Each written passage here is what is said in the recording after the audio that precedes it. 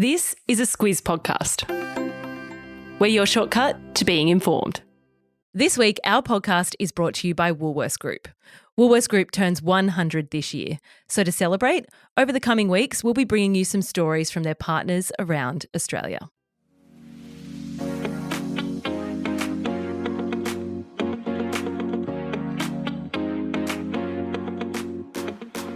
Weekly Wrap is the week in news and what's coming up. I'm Kate Watson. And I'm Claire Kimball. Bamboo and pandas today, Claire. Unrelated news stories, but they will both be discussed in this podcast. Of course, the panda refers to the visit to Australia by Chinese Premier Li Qiang.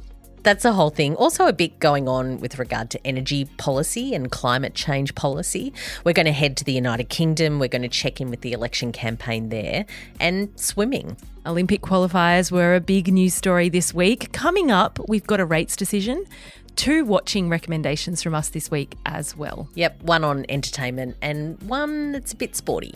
Roger Federer, he's sporty, but it's entertainment-y, but it's wise. It's a good recommendation. Let's do it.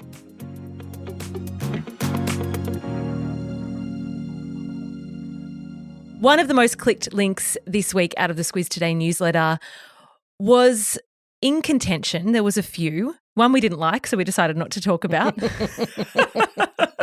And that is our right. But fine. If you know what it is, you know what it is. But it's not our thing. The one we do want to talk about is bamboo. And bamboo is a really big problem in the United Kingdom at the moment because apparently there was a bit of a trend in the 90s and into the early noughties where the renovation trend was plant bamboo. It's a really great screen for your property. Make sure your neighbours can't see into your bathroom, all of that kind of stuff. What has happened 20 years later is bamboo is popping up everywhere, coming through walls, pushing through asphalt. It is a real problem with lots of disputes between neighbours. I clicked on this one and I read it. I knew this about bamboo. Like, I feel like it's always a warning, don't plant bamboo because, you'll never get rid of it. I think I kind of knew, but maybe they didn't know 20 years ago. I think Australia had its bamboo moment in the 60s and 70s. Okay. I think we were a bit ahead of the curve on that one. Okay. Well, if anyone is considering bamboo, maybe rethink it, maybe have a read of this article. Some people really like the look. And that's fine. I like bamboo. Bamboo's nice. Pandas like bamboo. We're going to talk about that in a moment. As I said, completely unrelated. One of the biggest stories this week was the news that Chinese Premier Li Qiang was to visit Australia. He arrives today in Australia on our shores. This has been a big story this week and it will be a big story next week. So we've chosen this as our lead. We have, and it is a big deal. He's the second in command of China's political system. That was my number one question. Yeah. How important is this guy? Exactly. Xi Jinping, number 1. Yep.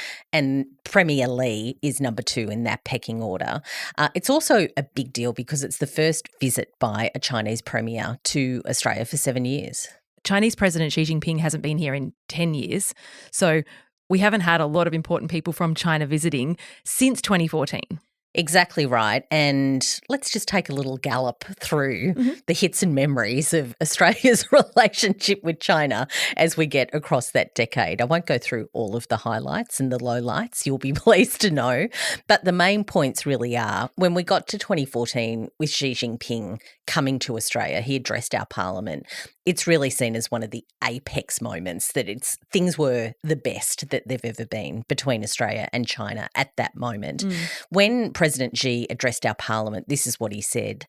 Our two countries should increase dialogue and exchanges and deepen political trust, expand results-orientated cooperation and work together to sustain peace, stability and prosperity in the Asia-Pacific. Then the wheels fell off. Completely fell off. There's a range of reasons for that, but most watching this closely will tell you that at the heart of it is Xi's leadership. He has big aspirations for China and for himself. He wants to lead for life. As it stands, he's the longest serving head of state of Communist China since its founding in 1949. China hasn't really seen a leader like him in modern times. No, they really haven't because they had very strict rules around terms of presidents that no one person was able to dominate their politics. But Xi has completely turned that on its head. when we get into those aspirations that he has for China and, of course, pushing into the world, that's really what we've seen since that 2014 moment. China has got very pushy in the South China Sea. It wants to claim some of that as its territory. That's a real problem because it's part of a major shipping route to the north from our region. And, of course, democracies like Australia want to see that free and open. And in our region, we've been really worried about the military ties that they've been trying to push in the Pacific region. We've talked quite a bit about the Solomon Islands. I think people who listen to our podcast regularly will know that that's something that's come up and out of the news and in the news and out of the news and in the news consistently across the last couple of years. Then we get to COVID. So Australia under Scott Morrison's leadership was pretty vocal in pointing to China as the ground zero of the disease. That didn't go down well. By the end of 2020, exporters were significantly implicated. Yeah, when you look at the numbers and actually understand how many industries in Australia and our exporters have lost revenue from this big political stash that we've been having with China. It's really significant. And just to call out one, in 2019, the amount of wine we sent to China in a year was about $1.24 billion worth. Last year, it was $1 million. So that's a lot of revenue that some Australian producers aren't getting. And it's a lot bigger than that because, of course, we're talking about lobsters and timber and beef and all sorts of things. That wine tariff, by the way, has only just recently been lifted. So lots of people in that industry quite hopeful that they'll reestablish those ties again. Talk about that in a little bit because I did listen to something which said, I think it's been lifted for a month or so, the last month.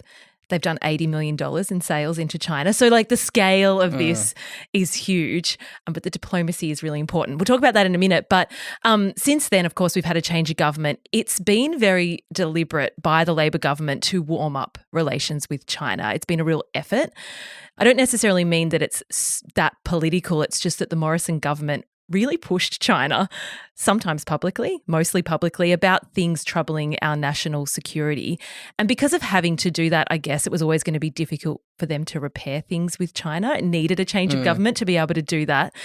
Chinese officials wouldn't even pick up the phone when Scott Morrison or the Australian government called. Yeah, and it wasn't just a moment. This was over more than a year where our ministers would call their counterparts and they literally wouldn't return the call. So there was a few problems with that. There was. The Albanese government, though, has been able to hit that refresh button. And, of course, there's still security concerns that we have about China.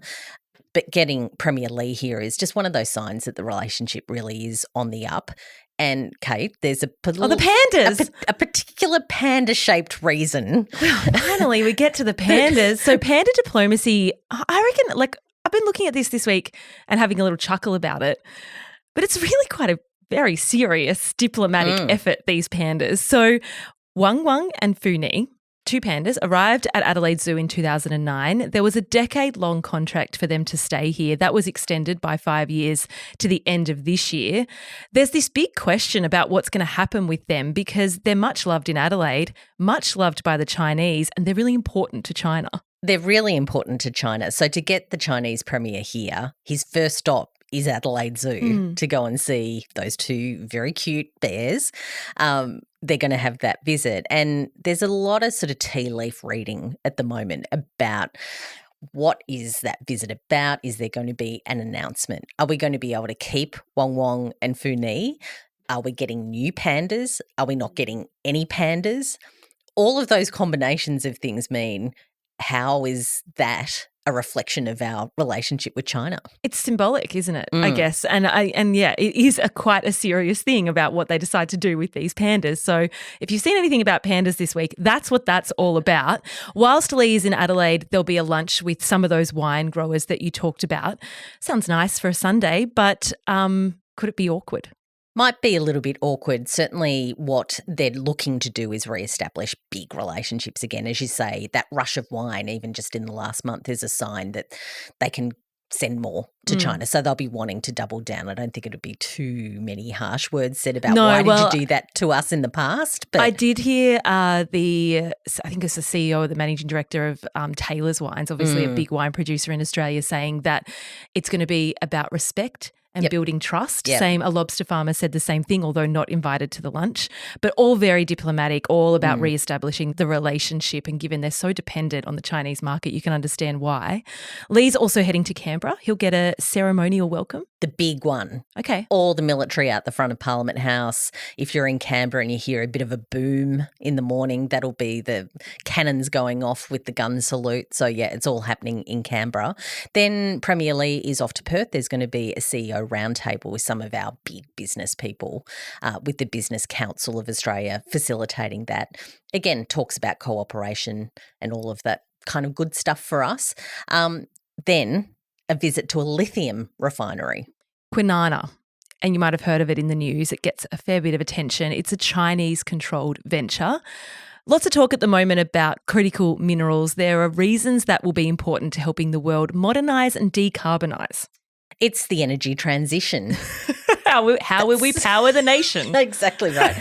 So Australians, we're laughing, but this is actually a thing. But there are a couple of things, I guess, to that. I need a squiz shortcut on that critical minerals part. Yes. This is all tied up with the Albanese government's Future Made in Australia policy. Australia's really rich in these minerals. We're very lucky to have that. So the government wants to talk about the opportunity to really capitalise on what it means to have these minerals that the whole world needs to go to this lower emissions future. I feel like that's a really good recce on what you're going to read in the news about this visit across the coming week. He's here from today till Tuesday. It's a 4-day visit. 4-day visit. There you go.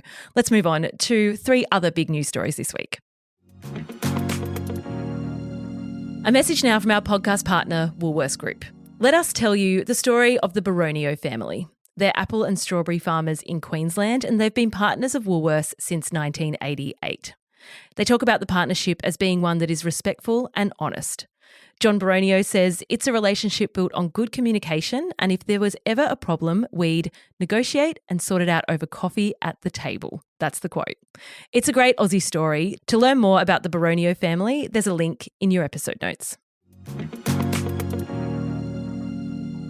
All right, Claire, from international politics to very much domestic politics. If you needed any indication that we're headed towards an election, I think the last week pretty much gave it. A long weekend too for a lot of Australia. So you could be forgiven for not quite having your spidey senses exactly on what that moment was on the weekend. So this time last week, the Weekend Australian front page, Kate's laughing at me. I'm laughing because Claire was like, this was such a big story on the weekend. What were you all doing? And everyone in our office said we were having a long weekend. I got a bit frustrated, Squizzes, about this. It's like, come on, get on board. No, I'm on board. Tell us all about it, please. Oh, okay. So, yes, the Weekend Australian front page, big interview with Peter Dutton. What he took out as a headline is that he's not on board with Labor's 43% emissions reduction target when it comes to 2030. Of course, that's been a really big talking point from the last election. It was Labor's promise. They were significantly lifting the coalition's target, and they wanted to bed it down into our international agreements. So Peter Dutton said, no, not on board with that. Not on board with it. It's a thing for a couple of reasons. Dutton needed to make it really clear where the coalition under his leadership stood on that short-term target. It sets up a conversation for the coalition and their energy policy. It's something that's sort of at the forefront of what their campaign will be, it seems. It hasn't been an election campaign in Australia for the last 20 years without energy and climate change being a big part of the major parties' campaigns. So here we go again. Just to point out, the coalition did actually vote against that 43% target when Labor brought it in. So we did know that the coalition was against it. But of course, that's happened now. So there was a question mark about looking forward. What would the coalition be campaigning on when it comes to the next federal election? So now we know what that battle line is. Also, big questions about how this is linked to energy policies. And that's something else that he had to talk about on the weekend as well. This is the second time in this podcast I get to say how we power the nation. I feel like that, I mean. What a day for you. What a day for you. I mean, we talk about bingo cards when it comes to election campaigns, and I think that might be on it. So as far as the Dutton policy, Dutton confirmed the party's position that we need to use more gas to generate electricity in the short term and have nuclear power in the long term. We already knew that. He said that months ago. Oh, months like ago? years ago. Yeah. It's been, but it's here we are. Here we are. How we're getting into the details of how to do that. So nuclear, yes, from the coalition, no from the Labor government. What he says about gas is that it has about half the emissions of coal, and nuclear power plants have zero. There are plenty of people pointing to the problems though too. Yeah, and the problems are that what people say about gas is that it's still a fossil fuel. So, actually extracting it is an issue. They're completely opposed to that. They want us to get to more renewable sources more quickly. And I think the fear is that if we have gas as a bit of a hedge in the middle, that full transition to lower emissions to zero emissions is going to take a bit longer. Nuclear, of course, has a whole range of issues, and actually we've got a squiz shortcut on that. Just the word. Yeah, exactly. Yeah. It's a whole thing, and we don't have that capacity, and it's going to take a long time. It's very expensive, all of those things. And just on, I guess, Dutton's position, what he says is that he doesn't want to walk away from the Paris Agreement. Lots of questions about whether not being committed to that 43% reduction would mean that we're not compliant with Paris.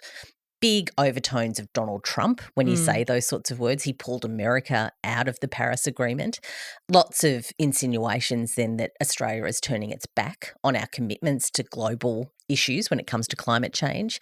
What Peter Dutton says is absolutely not. We are committed to staying as part of that agreement. We just have a very different view on it, but it's still very loaded.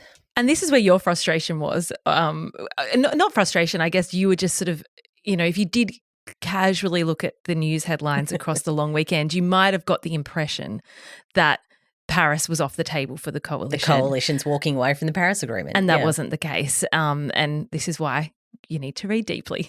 And this is why we have Claire. That's what I'm here for. That's what we are both here for. Let's talk about the politics of another country now, though, Claire. I've been saying for a few weeks, can we talk about the UK election? Let's talk about the UK election. I want to talk about the UK election. We're now mid-campaign. I think it was a big enough story this week that we can hit go. I think so. Yeah. It's been quite interesting over there. Certainly when you look at the top line, Rishi Sunak, for the Conservatives, he's the Prime Minister. He's facing off against Labor's Keir Starmer. He's been the opposition leader in the UK for a really long time now. Even longer is the Conservatives in power. They've been in government for about 14 years. 14 years, really long time. Hasn't been stable, of course, though. They've had 4 Prime Ministers since 2019. Yep. Take us through them. Theresa May. Yep. Boris Johnson. Yep. Liz Truss. For a hot minute. 5 minutes. Yeah. I think the lettuce lasted longer, remember, than Liz Truss. Remember that, yes, of course. And, of course, now Rishi Sunak. So, yeah, I mean, it's a difficult case for him to prosecute given there have been so many troubles for the Conservatives. And watching what's been going on over there the last couple of weeks, the polls have the Conservatives down by a lot, like a lot. What that usually means, and what's interesting when you two people that worked in politics is when things are looking bad for you, everything is bad for you. So you literally can't do anything right. And it seems that's what's happening to Rishi Sunak. From announcing the election date in the pouring rain to having that song playing, Things Can Only Get Better, in the background. There was a campaign event where he was placed under an exit sign. That's a classic. That's a classic of the campaigns for the leaders, isn't it? Yeah. For the guy who's not doing particularly well, under the exit sign. Look, there are articles written about Rishi Sunak's campaign gaffe. So just to hit a few more of the highlights. Early on, there was a visit to Northern Ireland's Titanic Quarter, of course, the place where the shipyard where the Titanic was built. Mm-hmm. Very obvious question from the journalists. Are you captaining a sinking ship? Yeah, see, it is, you can't do anything right. Like you're on a roll in the wrong direction. Yeah. Probably the most egregious one was last week, though, at those D-Day commemorations. The leaders of the nations were on stage. There was a whole thing around the countries that were involved from the Allied side, also those from the Axis powers. So Germany's leader was there, for example. What happened is that Rishi Sunak left the stage. He had to leave early to go back to the United Kingdom for a TV interview. And of course, some of the veterans there were very upset about that. Yeah, that was one that really put this on the map for a global audience as well, I guess, being it's so public. He's had G7 this week. I don't think anything's gone that badly for him there, but I'm not sure. Lots of reports about whether the leader snubbed him, though, for leaving that event early, that they were quite Annoyed offended about by that as well. Yeah, okay. To Keir Starmer, just to give you the sort of the lay of the land there, he's a former prosecutor. By all accounts, they're running a really low-key campaign. There's a big bus involved. It simply says change. So they're really riding this, like, let's just be as low-key as possible. Let's let the opposition, the Conservatives, make all the mistakes and we'll cruise into power. Yeah, two things. It's time. That's always a big factor for governments that have been around for a long time. And the other is just the rule of war. If your opposition's making a mistake, you don't get in their way and stop them. Yeah, they seem to be hoping to not have to do too much and just let the Conservatives implode. Reading a bit about it, it's a bit risky because there are real and very big problems in the UK. So just to the couple of issues that there are, similar to here, cost of living is a huge one. The NHS, which is their healthcare system, that's traditionally been like widely loved, has been failing people. There's also broader geopolitics at play. For example, the fallout from Brexit. Yeah, and Brexit, we haven't really spoken about that much in recent times. We spoke about it a lot back in the day, but lots of consequences coming out, of course, in those trade relations that they now have with Europe and regulation and all of the tricky bits now bedding in. Some might have expected that the Labor Party would come out harder about that because, of course, being closer to the European Union is a thing. Again, it's part of the discussion, but yeah, not a lot of chat about it. Back to the Conservatives, because we can't stop because they're all the news. The major parties also face real challenges from minor parties. So in particular for Rishi Sunak, he has the Reform Party in the mix. That's led by Nigel Farage. He's a big figure in conservative in conservative politics. He's been trying to build an alternative to the Conservatives for voters for a long time.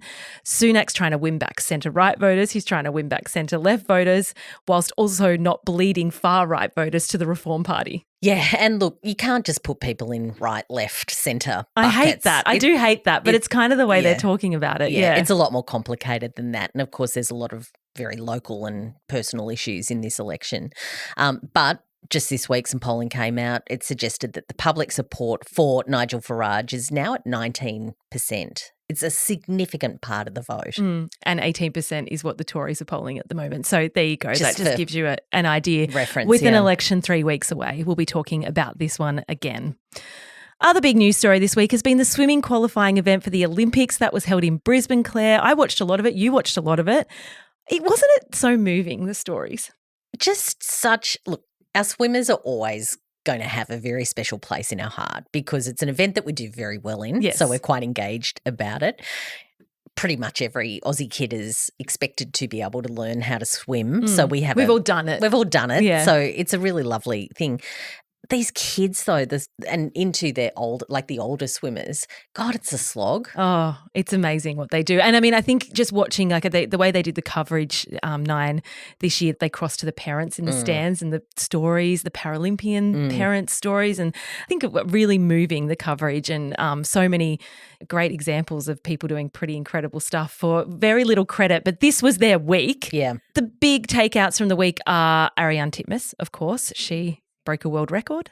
Yeah, and it was a 200-metre freestyle, so it's one of those really signature events. If you think about, like at the athletics, the 100 metres, 200 metres, those sort of sprint kind of events, it's the same for the freestyle. So Molly O'Callaghan, who held the record, they trained together and their story. Have this lovely sort of relationship from their time. We think.